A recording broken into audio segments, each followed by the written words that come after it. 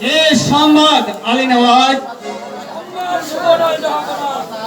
অর্থাৎ রাজা নকুল সেন বলেছে সে এখন রাজখানা বেড়াতে পারবে না, শুধু তাই নয় যাবো না, যুবরাজ বসন্ত সেন তার সেনাপতি আমাকে কি বললে সিপাহসালার? এই বেদকের এত বড় সাহস যে আমার সিপাহসালারকে বেচতে শুধু এমনকি তারা আমার বিরুদ্ধে অস্ত্র ধরেছিল। তোমার বিরুদ্ধে অস্ত্র ধরলো আর তুমি বাইরের আমাকে গ্রেফতার করে নিয়ে এটাই সুলতান অর্থাৎ যাবো না, তারা দুজনই আমার শক্তির কাছে পরাস্ত হয়েছে। তাহলে গ্রেফতার করে আনলে না কেন? শুধু মহারাজের সম্মানার্থে তাদের ক্ষমা করে এলাম।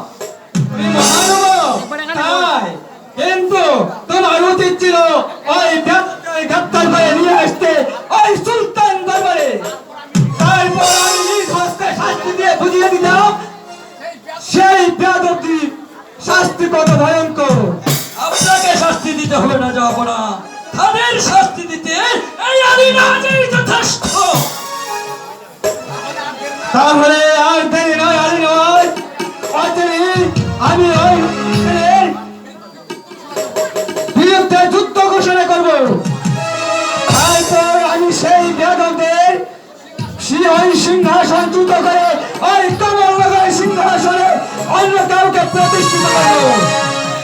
আমি অসামাজিক অস্ত্রে প্রতিজ্ঞা করছি, যাবো না, আসন্ন যুদ্ধে সেই বেদদেরকে নির্বাচিত করে আমার ভবনের মধ্যে আমি নেব। কারণ আজ তাদের ক্ষমা করে এলো, দ্বিতীয়বার আমি ক্ষমা করবো না। তাই করতে হবে শিবসরার।